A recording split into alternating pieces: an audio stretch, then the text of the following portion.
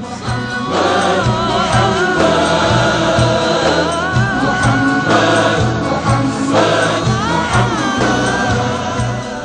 باللہ من الشیطان الرجیم بسم اللہ الرحمن الرحیم الحمد للہ رب العالمین والصلاة والسلام علی رسولہ الکریم وعلی اہل بیتہ الطیبین الطاہرین اما بعد۔ ماہ رمضان کا انسان کی زندگی پہ اثر، آج اس کی آخری گفتگو ہے۔ ماہ رمضان کا جس طریقے سے انسان کی زندگی پہ اثر ہوتا ہے،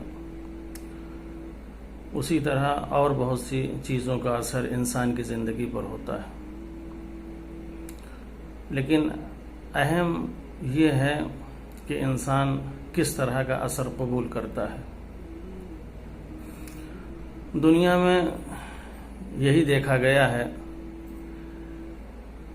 کہ زیادہ تر لوگوں نے صلاحیتوں کا یا کسی اور چیز کا استعمال صحیح کرنے کے بجائے غلط زیادہ کیا ہے۔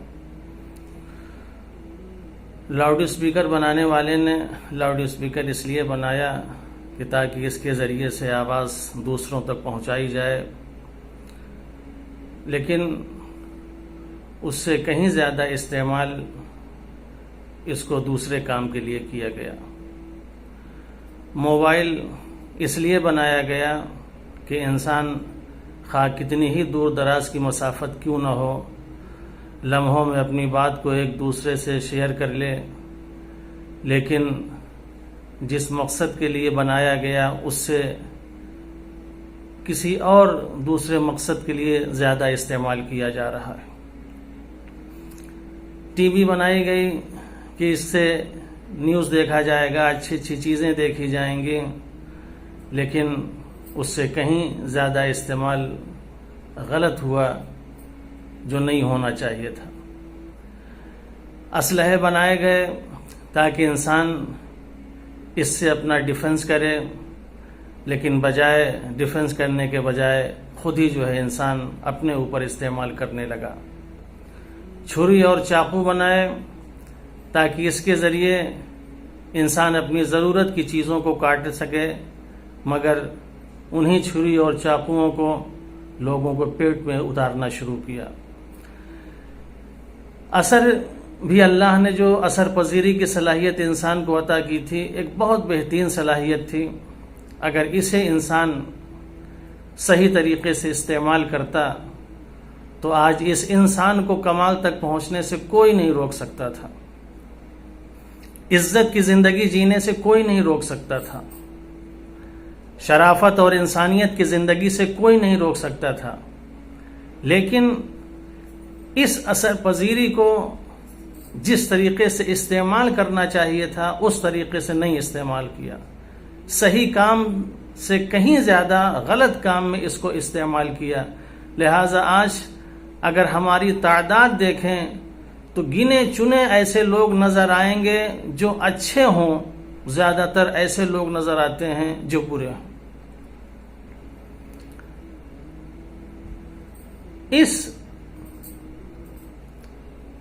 اثر پذیری کے تعلق سے انبیاء علیہ السلام نے بہت کام کیا، ائمہ علیہ السلام نے بہت کام کیا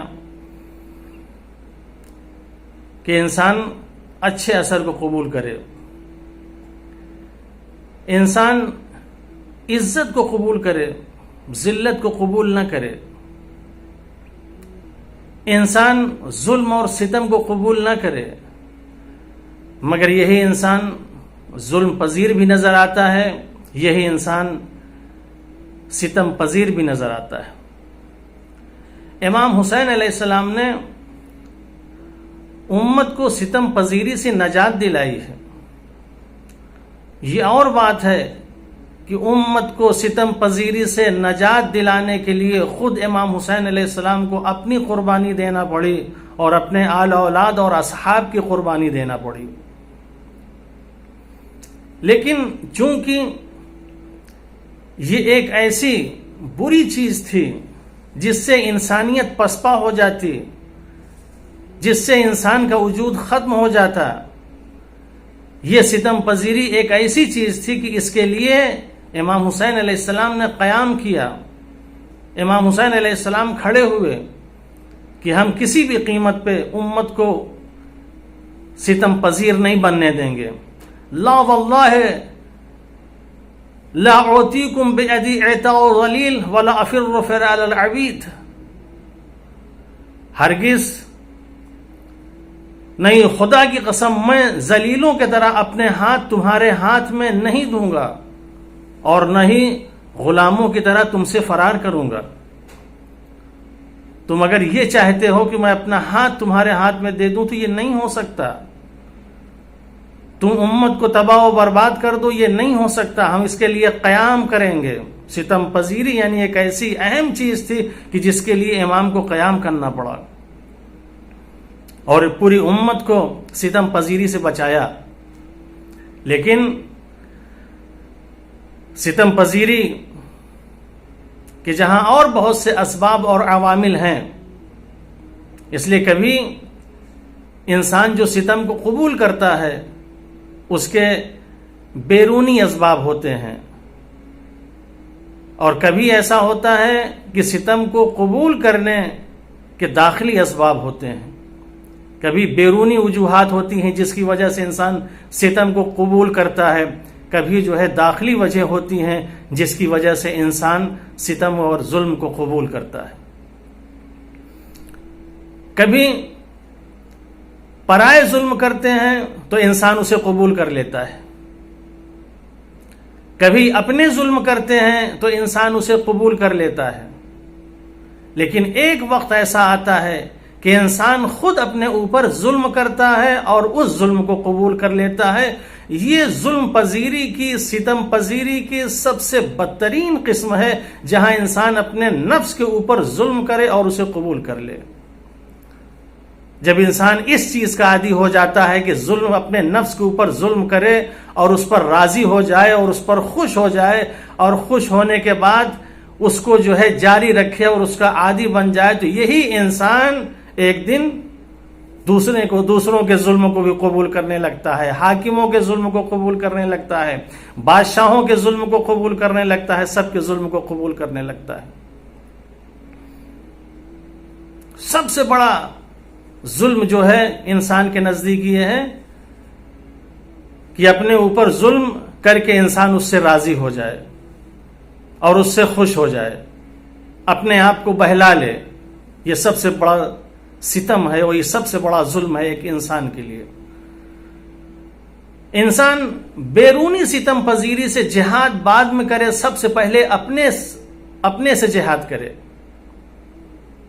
جو اپنے اوپر ظلم کر کے راضی ہو رہا ہے، جس کے لیے معصومین علیہ السلام نے جگہ جگہ تعلیم دی ہے کہ انی ظلمت نفسی فاغفر لی. دعا کرو خدا سے، پروردگارہ میں نے اپنے ظلم کے اوپر، اپنے نفس کے اوپر ظلم کیا، تو مجھے معاف کر دے.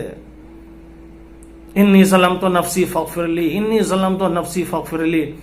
دعا کرو خداوند عالم معاف کر دے. یہ بہت بڑا ظلم ہے. یہ سب سے بڑا جہاد ہے.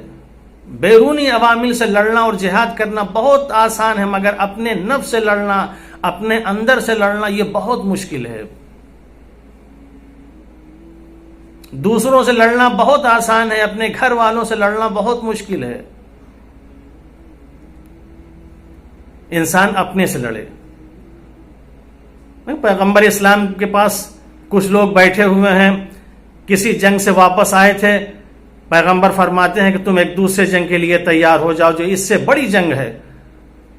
لوگوں نے یہی کہا نا، یا رسول اللہ آپ بھی تو ہم جنگ کر کے آ رہے ہیں، اب یہ کون سی جنگ ہے جو دوسری جنگ کے لیے ہم تیار ہو جائیں اور اس سے بڑی جنگ ہے. کہا اس سے بڑی جنگ تمہیں اپنے نفس سے لڑنا ہے، اپنے وجود سے لڑنا ہے، اپنے اندر کے دشمن سے لڑنا ہے. ابھی تم اپنے باہر کے دشمن کو مار کے آئے ہو، اب تمہیں اپنے اندر کے دشمن سے لڑنا ہے. یہ جہاد تمہارے لیے سب سے بڑا جہاد ہے. اور دنیا میں ہم یہی دیکھتے ہیں، ہم بیرونی دشمنوں کو تو آسانی کے ساتھ مار لیتے ہیں، مگر داخلی دشمن کو ہم نہیں مار پاتے. آج ہر انسان نفس کا اسیر ہے. آج ہر انسان نفس کے ہاتھوں میں گرفتار ہے، آج ہر انسان نفس کا پیروکار ہے، آج ہر انسان نفس کا پرستار ہے۔ انسان اس دشمن کو نہیں مار پاتا، اور جس نے اس دشمن کو مار لیا تو گویا اس نے بڑے بڑے دشمنوں کو مار دیا۔ ایک شاعر بہت حسین شعر اس نے کہا ہے کہ نہنگو اژدہا و شیر نر مارا تو کیا مارا، نہنگو اژدہا و شیر نر مارا تو کیا مارا، بڑے موذی کو مارا نفس امارہ کو گر مارا۔ اس کو اگر انسان مار لے تو واقعی سب کو مار لیا، اس کو اگر انسان نہ مار سکا تو کسی کو نہیں مار سکتا۔ اور اس کو مارنے کے لیے، نفس امارہ کو اس ظلم سے بچنے کے لیے سب سے بہترین زمانہ ماہ رمضان کا زمانہ ہے۔ یہ ایسا زمانہ ہے جہاں انسان اپنے نفس کے اوپر اتنا کنٹرول کرتا ہے، اپنے نفس کو اتنا مارتا ہے، اس حد تک مارتا ہے، اس حد تک مارتا ہے کہ حرام چیزیں تو درکنار، روزے کے حالت میں حلال چیزوں سے بھی پرہیز کرتا ہے۔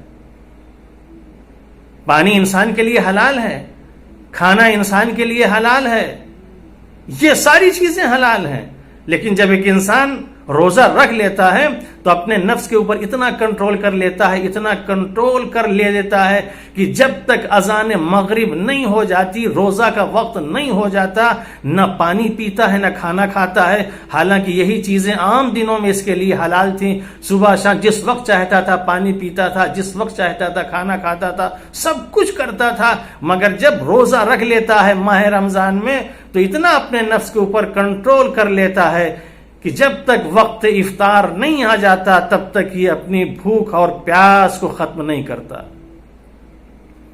بہترین زمانہ ہے نفس کو مارنے کا، بہترین زمانہ ہے نفس پر کنٹرول کرنے کا۔ اس مہینے میں خواہشیں مر جاتی ہیں، شہوتیں مر جاتی ہیں، آرزویں انسان کی دم توڑ دیتی ہیں، ساری چیزیں انسان کی ختم ہو جاتی ہیں۔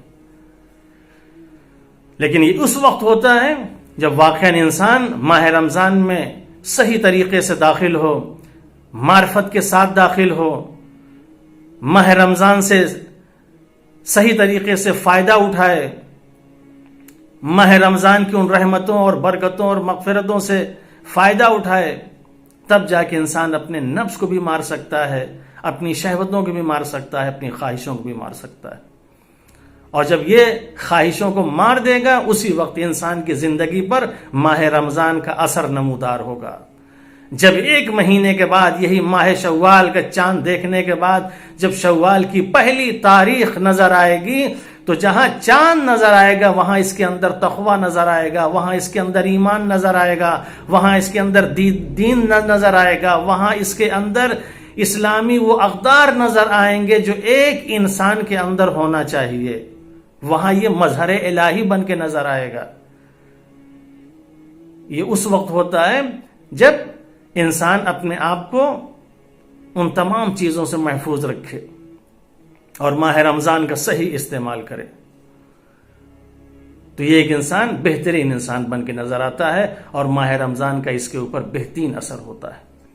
ماہ رمضان آج ہمارے درمیان نہیں رہا، مگر خداوند عالم سے ہم دعا کریں پروردگارہ آئندہ ماہ رمضان تک ہم لوگوں کو نیک توفیقات دے تاکہ ہم تمام برائیوں سے محفوظ رہیں، اور آئندہ سال ماہ رمضان جب آئے تو ہم بھی اس ماہ رمضان میں شامل ہوں تاکہ تیری فیوزات اور تیری برکات کو ایک مرتبہ پھر در کر سکیں۔ والسلام علیکم ورحمۃ اللہ وبرکاتہ۔